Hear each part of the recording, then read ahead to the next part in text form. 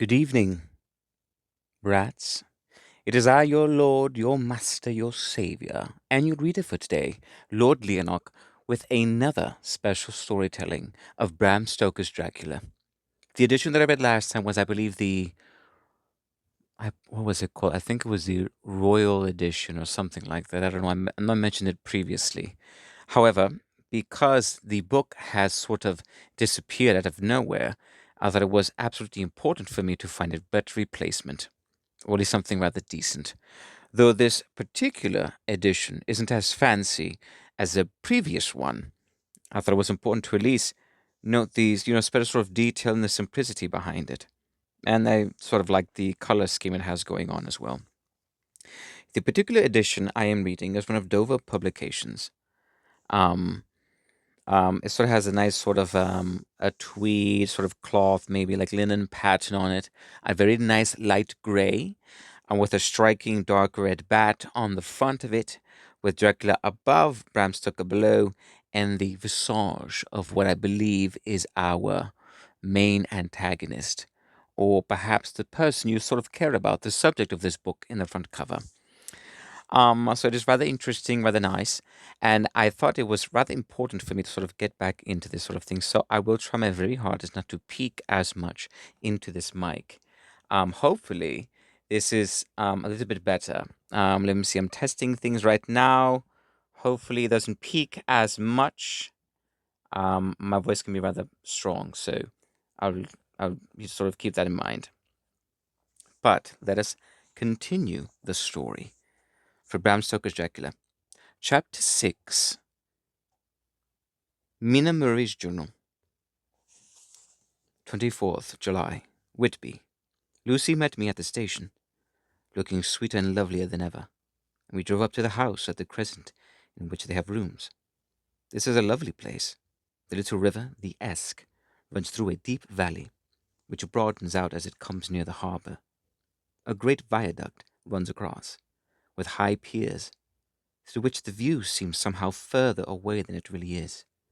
The valley is beautifully green, and it is so steep that when you're on the high land on either side, you look right across it, unless you are near enough to see down. The houses of the old town, the side away from us, are all red roofed, and seemed piled up one over the other anyhow, like the pictures we see of Nuremberg.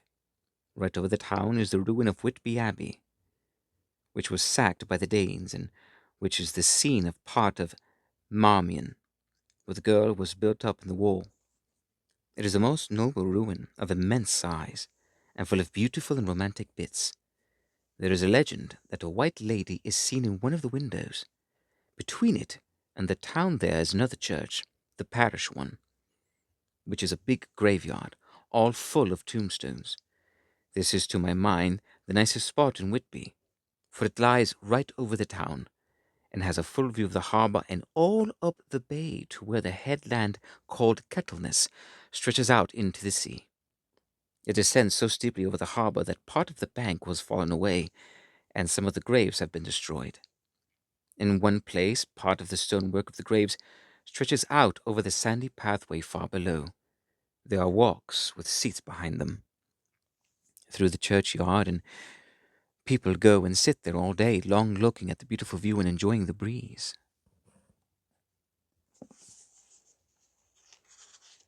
Page 76. I shall come and sit here very often myself and work. Indeed, I am writing now with my book on my knee, and listening to the talk of three old men who are sitting beside me. They seem to do nothing all day but sit up here and talk. The harbour lies below me, with, on the far side, one long granite wall stretching out into the sea, with a curve outwards at the end of it, in the middle of which is a lighthouse. A heavy sea wall runs along outside of it. On the near side, the sea wall makes an elbow crooked inversely, and its end, too, has a lighthouse. Between the two piers there is a narrow opening into the harbour, which then suddenly widens. It is nice at high water, but when the tide is out it shoals away to nothing, and there is merely the stream of the Esk running between banks of sand, with rocks here and there. Outside the harbour, on this side there rises, for about half a mile, a great reef, the sharp edge of which runs straight out from behind the south lighthouse. At the end of it is a buoy with a bell, which swings in bad weather and sends in a mournful sound on the wind. They have a legend here that when a ship is lost, bells are heard out at sea. I must ask the old man about this. He is coming this way. He's a funny old man. He must be awfully old, for his face is all gnarled and twisted like the bark of a tree. He tells me that he is nearly 100, and that he was a sailor in the Greenland fishing fleet when Waterloo was fought. He is, I am afraid, a very skeptical person, for when I asked him about the bells at the sea and the White Lady at the Abbey, he said very brusquely, "I wouldn't fash massel about them, miss. Them things be all wore out. Mind, I don't say that there never was, but I do say that they wasn't in my time. They be all very well for comers and trippers and the like, but not for a nice young lady like you. Them feet folks from York and Leeds, that be always eatin' curtain herons and drinking tea and looking out by a cheap jet, would creed on. I wonder, Maisel, who'd be bothering telling lies to 'em, even the newspapers, which is full of fool talk. I thought he would be a good person to learn interesting things from. So I asked him if he would mind telling me something about the whale fishing in the old days. He was just settling himself to begin when the clock struck 6, whereupon he labored to get up, and said, I must gang egan words now, miss. Granddaughter doesn't like to be kept waiting when the tea's ready, for it takes me time to cramble a bone the grease, for there be a many 'em, and miss, I lack billy timber surely by the clock." He humbled away, and I could see him hurrying, as well as he could, down the steps. The steps are a great feature on the place. They lead from the town up to the church. There are hundreds of them. They don't know how many, and they wind up in delicate curve. The slope is so gentle that a horse could easily walk up and down them. I think they must originally have had something to do with the abbey. I shall go home too. Lucy went out visiting with her mother, and as they were only duty calls, I did not go. They will be home by this 1st of August. I came up here an hour ago with Lucy, and we had a most interesting talk with my old friend and the 2 others who always come and join him. He is evidently the Sir Oracle of them, and I should think must have been in his time a most dictatorial person. He will not admit anything, and downfaces everybody. If he can't out-argue them, he bullies them. Then he takes their silence for agreement with his views. Lucy was looking sweetly pretty in her white lawn frock. She has got a beautiful color since she has been there. I noticed that the old men did not lose any time in coming up and sitting near her when we sat down. She is so sweet with old people. I think they all fell in love with her on the spot. Even my old man succumbed and did not contradict her, but he gave me double share instead. I got him on the subject of the legends, and he went off at once into a sort of sermon. I must try to remember it and put it down.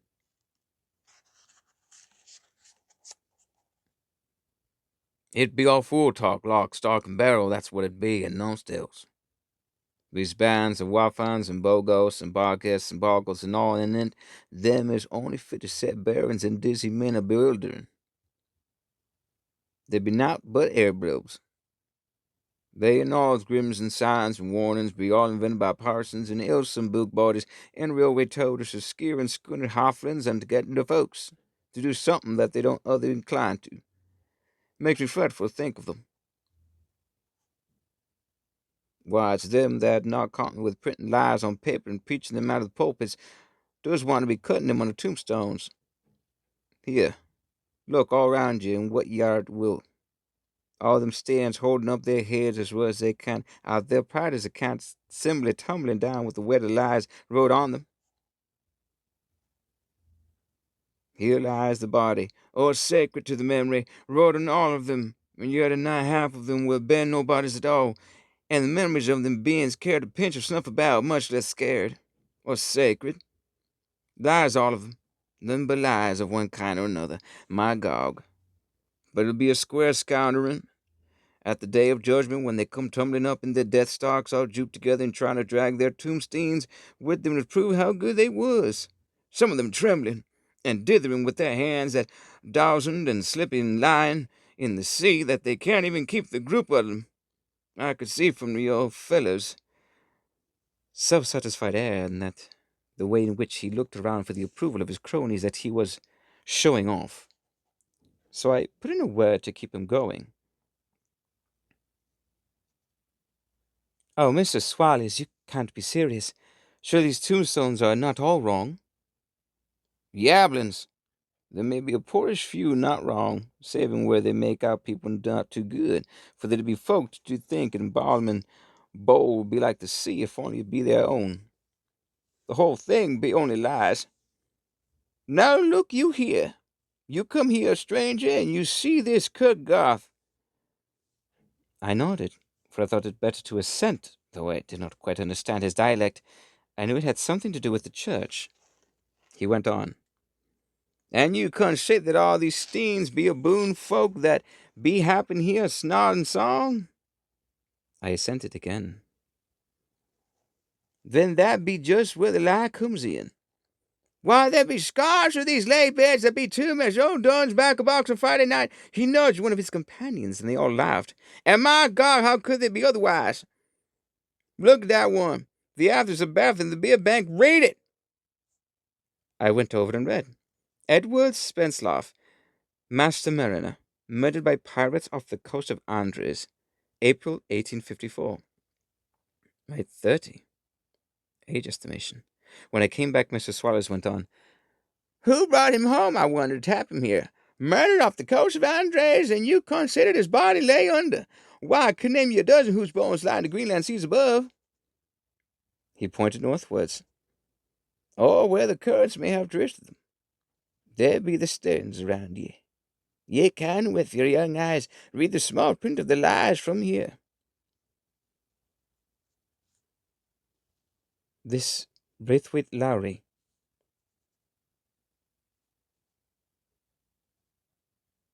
I knew his father, lost in a lively off Greenland in 20. Or Andrew Woodhouse, drowned in the same seas in 1777. Or John Paxton, drowned off Cape Farewell a year later. Or even old John Rawlings, whose grandfather sailed with me, drowned in the Gulf of Finland in 50. Do you think that all these men will have make rush to Whitby when the trumpet sounds? I have me anterooms, but I tell ye that when they got here, they'd be jumbling and jostling one another, that it'd be to fight up on the ice in the old days when we'd beat at one another from daylight to dark and trying to tie up our old cuts by the light of the aurora borealis. This was evidently local pleasantry, for the old man cackled over it, and his cronies joined in with the gusto.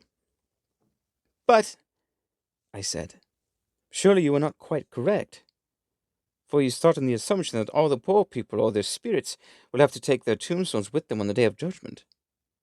Do you think that will really be necessary?" "Well, what else be their tombstones for? Answer me that, miss." "To please their relatives, I suppose." "To please their relatives, you suppose?" This he said with intense scorn. "How will it pleasure the relatives to know that lies is wrote over 'em, and that everybody in that place knows that they be lies?" He pointed to a stone at our feet which had been laid down as a slab, on which the seat was rested close to the edge of the cliff. "Read the lies in that stuff stain," he said. The letters were upside down to me from where I sat, but Lucy was more opposite to them, so she leant over and read, "Sacred to the memory of George Canaan, who died in the hope of a glorious resurrection on July 29th, 1873, falling from the rocks at Caitliness."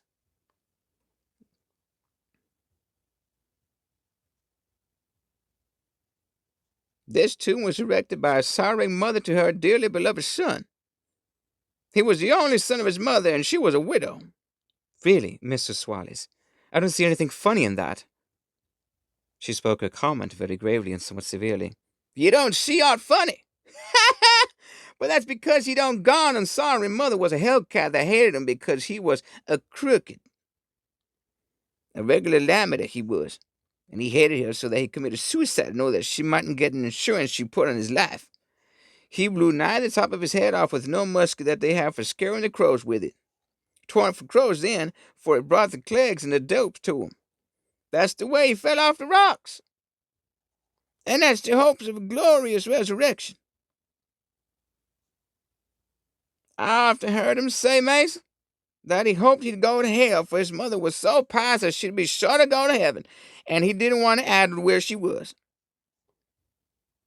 Now, isn't that standing at any rate? He hammered it with his stick as he spoke. Pack of lies. And won't it make Gabriel cackle when Geordie comes panning up the greaves with a tombstone balanced on his hump and asks it to be took as evidence? I didn't know what to say, but Lucy turned the conversation as she said, rising up, "Why did you tell us of this? It is my favorite seat, and I cannot leave it, and now I find I must go and sitting over on the grave of a suicide." That won't harm ye, my pretty. And it may make for poor Geordie Gladsome to have so trim as a lass sitting on his lap. That won't hurt ye. Why, I've sat here off and on for nigh 20 years past, and it hasn't done me no harm. Don't ye fash about them as lies unto ye, or that doesn't lie there either. There'll be time for you to getting scarred, and when you see the tombstones all run away with, and the place is bare as a stubble field. There's a clock, and I must gang. My service to you, ladies. And off he hobbled. Lucy and I sat a while, and it was all so beautiful before us that we took hands as we sat, and she told me all over again about Arthur and their coming marriage. That made me just a little heartsick, for I haven't heard from Jonathan for a whole month. The same day, I came up here alone, for I am very sad. There was no letter for me. I hope there cannot be anything the matter with Jonathan. The clock was just struck 9. I see the lights scattered all over the town, sometimes in rows where the streets are, and sometimes singly. They run right up the Esk and die away in the curve of the valley. To my left, the view is cut off by a black line of roof of the old house next to the abbey. The sheep and lambs are bleating in the fields away from behind me, and there's a clatter of donkeys' hoofs up the paved road below. The band on the pier is playing a harsh waltz in good time, and further along the quay there is a Salvation Army meeting in the back street. Neither of the bands hears the other, but up here I hear and see them both. I wonder where Jonathan is, and if he is thinking of me. I wish he were here. Dr. Seward's Diary. 5th of June. The case of Renfield grows more interesting the more I get to understand the man. He has certain qualities very largely developed: selfishness, secrecy, and purpose. I wish I could get at what is the object of the latter. He seems to have some settled scheme of his own, but what it is I do not know. His redeeming quality is a love of animals, though indeed he has such curious turns in it that I sometimes imagine he is only abnormally cruel. His pets are of odd sorts. Just now his hobby is catching flies. He has at present such a quantity that I have had myself to expostulate. To my astonishment, he did not break out into a fury, as I expected, but took the matter in simple seriousness. He thought for a moment, and then said, "May I have 3 days? I shall clear them away." "Of course," I said, "that would do. I must watch him." 18th of June. He has turned his mind now to spiders, and has got several very big fellows in a box. He keeps feeding them with flies, and the number of the latter is becoming sensibly diminished, although he has used half his food in attracting more flies from outside to his room. 1st of July. His spiders are now becoming as great a nuisance as his flies, and today I told him that he must get rid of them. He looked very sad at this, so I said that he must clear out some of them at all events. He cheerfully acquiesced in this, and I gave him the same time as before for reduction. He disgusted, well, he disgusted me much while with them, for when a horrid blowfly, bloated with some carrion food, buzzed into the room, he caught it, held it exultantly for a few moments between his finger and thumb, and before I knew it, what he was going to do, put it in his mouth and ate it. I scolded him for it, but he argued quietly that it was very good and very wholesome, that it was life, strong life, and gave life to him. This gave me an idea, or the rudiment of one. I must watch how he gets rid of his spiders. He has evidently some deep problem in his mind, for he keeps a little notebook in which he is always jotting down something. Whole pages of it are filled with masses of figures, generally single numbers added up in batches, and then the totals added in batches again, as though he were focusing some account, as the auditors put it. July 8th. There is a method in his madness, and the rudimentary idea in my mind is growing. It will be a whole idea soon, and then, oh, unconscious cerebration. You will have to give the wall to your conscious brother. I kept away from my friend for a few days so that I might notice if there were any change. Things remain as they were, except that he has parted with some of his pets and got a new one. He has managed to get a sparrow and has already partially tamed it. His means of taming is simple, for already the spiders have diminished. Those that do remain, however, are well fed, for he still brings in the flies by tempting them with his food. 19th of July. We are progressing. My friend has now a whole colony of sparrows, and his flies and spiders are almost obliterated. When I came in, he ran to me and said he wanted to ask me a great favor. A very, very great favor. And as he spoke, he fawned on me like a dog. I asked him what it was, and he said, with a sort of rapture in his voice and bearing, a kitten. A nice little, sleek, playful kitten that I can play with and teach and feed and feed and feed. I was not unprepared for this request, for I had noticed how his pets went on increasing in size and vivacity. But I did not care that his pretty family of tame sparrows should be wiped out in the same manner as the flies and the spiders. So I said I would see about it, and asked him if he would not rather have a cat than a kitten. His eagerness betrayed him as he answered, "Oh, yes, I would like a cat. I only asked for a kitten lest you should refuse me a cat. No one would refuse me a kitten, would they?" I shook my head and said that at present I feared it would not be possible, but that I would see about it. His face fell, and I could see a warning of danger in it, for there was a certain fierce, sidelong look which meant killing. The man is an undeveloped homicidal maniac. I shall test him with his present craving and see how it will work out. Then I shall know more. 10 p.m. I visited him again, and found him sitting in a corner brooding. When I came in, he threw himself on his knees before me and implored me to let him have a cat, that his salvation depended on it. I was firm, however, and told him that he could not have it, whereupon he went without a word and sat down, gnawing his fingers, in the corner where I had found him. I shall see him in the morning early. 20th of July. Visited Renfield very early. Before the attendant who went his rounds, found him up and humming a tune. He was spreading out his sugar, which he had saved, in the window, and was manifestly beginning his fly catching again, and beginning it cheerfully and with a good grace. I looked around for his birds, not seeing them, asked him where they were. He replied, without turning around, that they had all flown away. There were a few feathers about the room, and on his pillow a drop of blood. I said nothing, but went and told the keeper to report to me if there were anything odd about him during the day. 11 a.m. The attendant has just been to me to say that Renfield has been very sick and has disgorged a whole lot of feathers. My belief is, doctor, he said, that he has eaten his birds, that he just took and ate them raw. 11 p.m. I gave Renfield a strong opiate tonight, enough to make even him sleep, and took away his pocketbook to look at it.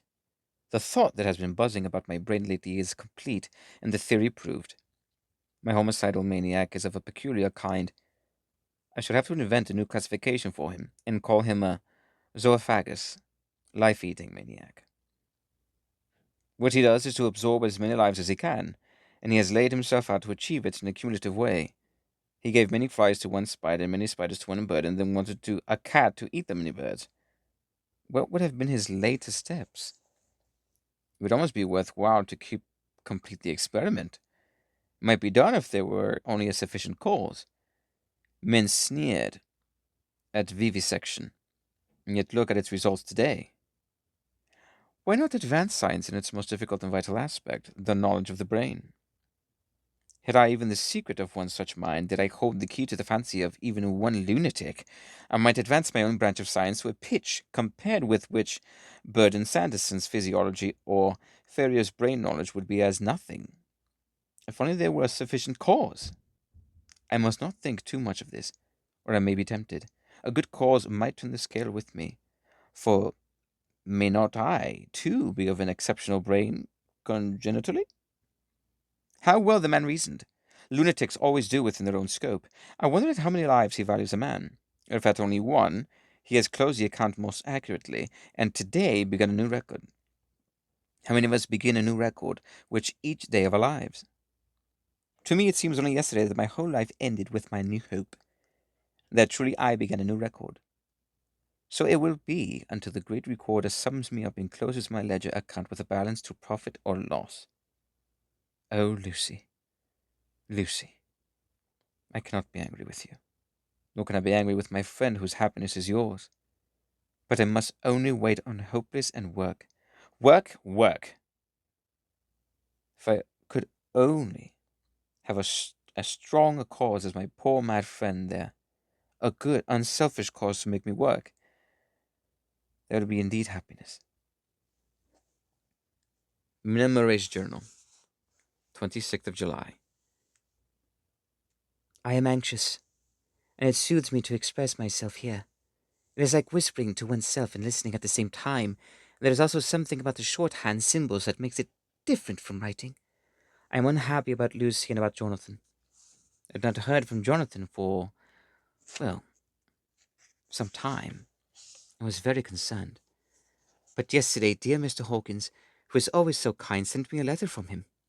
Had written asking him if he had heard, and he said that enclosed had just been received. It is only a line dated from Castle Dracula, and says that he is just starting for home. That is not like Jonathan. I do not understand it, and it makes me uneasy.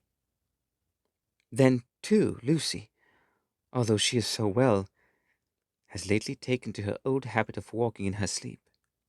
Her mother has spoken to me about it, and we have decided that I am to lock the door of our room every night. Mrs. Westenra has got an idea that sleepwalkers always go out on roofs of houses and along the edges of cliffs, and then get suddenly awakened and fall over with a despairing cry that echoes all over the place. Poor dear. She is naturally anxious about Lucy, and she tells me that her husband, Lucy's father, had the same habit.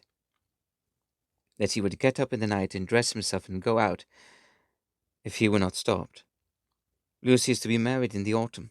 She is already planning out her dresses and how her house is to be arranged. I sympathize with her, for I do the same, only Jonathan and I will start in life in a very simple way, and shall have to try to make both ends meet. Mr. Holmwood, he is the Hon, Arthur Holmwood, only son of Lord Godalming, is coming up here very shortly, as soon as he can leave town, for his father is not very well, and I think dear Lucy is counting the moments till he comes. She wants to take him up to the seat on the churchyard cliff and show him the beauty of Whitby. I dare say it is the waiting which disturbs her. She will be all right when he arrives. 27th of July. No news from Jonathan. I'm getting quite uneasy about him, though why he should I do not know, but I do wish that he would write. If it were only a single line. Lucy walks more than ever, and each night I am awakened by her moving about the room. Fortunately, the weather is so hot that she cannot get cold, but still the anxiety and the perpetually being awakened is beginning to tell on me. I am getting nervous and wakeful myself. Thank God, Lucy's health keeps up. Mr. Holmwood has been suddenly called to Ring to see his father, who has been taken seriously ill. Lucy frets at the postponement of seeing him, but it does not touch her looks. She is a trifle stouter, and her cheeks are a lovely rose pink. She has lost that anemic look which she had. I pray it will all last. 3rd of August. Another week gone, and no news from Jonathan, not even to Mr. Hawkins, from whom I have heard. Oh, I do hope he's not ill. He surely would have written. I look at that last letter of his, but somehow it does not satisfy me. It does not read like him, and yet it is his writing. There is no mistake of that. Lucy has not walked much in her sleep the last week. But there is an odd concentration about her which I do not understand. Even in her sleep, she seems to be watching me. She tries the door, and finding it locked, goes about the room searching for the key. August 6th. Another 3 days, and no news. The suspense is getting dreadful. If I only knew where to write or where to go to, I should feel easier. But no one has heard a word of Jonathan since that last letter. I must only pray to God for patience. Lucy is more excitable than ever, but is otherwise well. Last night was very threatening, and the fishermen say that we are in for a storm. I must try to watch it and learn the weather signs. Today's a grey day, and the sun, as I write, is hidden in the thick clouds high over Kettleness. Everything is grey, except the green grass, which seems like emerald amongst it. Grey earthy rock, grey clouds tinged with the sunburst at the far edge, hang over the grey sea, into which the sand points stretch like grey fingers. The sea is tumbling in over the shallows and the sandy flats with a roar, muffled in the sea mist drifting inland. The horizon is lost in the grey mist. All is vastness. The clouds are piled up like giant rocks, and there is a brool over the sea that sounds like some presage of doom. Dark figures are on the beach here and there, sometimes half shrouded in the mist, and seem men like trees walking. The fishing boats are racing for home and rise and dip in the ground swell as they sweep into the harbor, bending to the scuppers. Here comes old Mrs. Swallows. He is making straight for me, and I can see, by the way he lifts his hat, that he wants to talk. I have been quite touched by the change in the poor old man. When he sat down beside me, he said in a very gentle way, I want to say something to you, miss. I could see he was not at ease, so I took his poor old wrinkled hand in mine and asked him to speak fully. So he said, leaving his hand in mine, I'm afraid, my dearie, that I must have shocked you by all the wicked things I've been saying about the dead and such like for weeks past, but I didn't mean them. And I want you to remember that when I'm gone, we are folks that be baffled and daffled with one foot abaft and crooked hoe don't altogether like to think of it. And we don't want to feel scarred of it. And that's why I've took to make light of it, so that I cheer up my own heart a bit. But Lord love you, miss, I ain't afraid of dying, not a bit. Only I don't want to die if I can help it. My time must be nigh at hand now, for I be odd, and 100 years is too much for any man to expect, and I'm so nigh that the odd man is already whetting his scythe. You see, I can't get out of a habit of the coughing about it all at once. The chaps will wag as they be used to. Some day soon the angel of death will sound his trumpet for me, but don't you do all in greet me, dearie. for he saw that I was crying. If he should come this very night, I'd not refuse to answer his call, for life be, after all, only a waiting for something else than what we're doing, and death be all that we can rightly depend on. But I'm content for its coming to me, my dearie, and coming quick. It may be coming while we be looking and wondering. Maybe it's in the wind out over the sea that's bringing it, with it loss and wreck and sore distress and sad hearts. Look, look! He cried suddenly. There's something in that wind in the house beyond that sounds and looks and tastes and smells like death. It's in the air. I feel it coming. Lord, make me answer cheerful when my call comes. He held up his arms devoutly and raised his hat. His mouth moved as though he were praying. After a few minutes' silence, he got up, shook hands with me, and blessed me, and said good-bye, and hobbled off. It all touched me, and it set me very much. I was glad when the Coast Guard came along. With his spyglass under his arm, he stopped to talk with me, as he always does, but all the time kept looking at a strange ship. I can't make her out, he said. She's a Russian, by the look of her, but she's knocking about in the queerest way. She doesn't know her mind a bit. She seems to see the storm coming, but can't decide whether to run up north in the open or to put in here. Look there again. She has steered mightily strangely. for she doesn't mind the hand on the wheel, changes about with every puff of wind. We'll hear more of her before this time tomorrow. And that was chapter 6. I hope all of you sort of enjoyed that reading. I did my absolute best. I was not expecting the old man to sort of come in, but I thought, you know what, I should sort of get in character as best as I can. And I absolutely did as best as I could, lovelies. Well, rats, without further delaying this sort of goodbye, I bid you all a farewell, to remain cautious of all strange dark creatures of the night. And remember to be kind, to rewind, reassess, and practice in excess greatness. Until next time, rats, goodbye.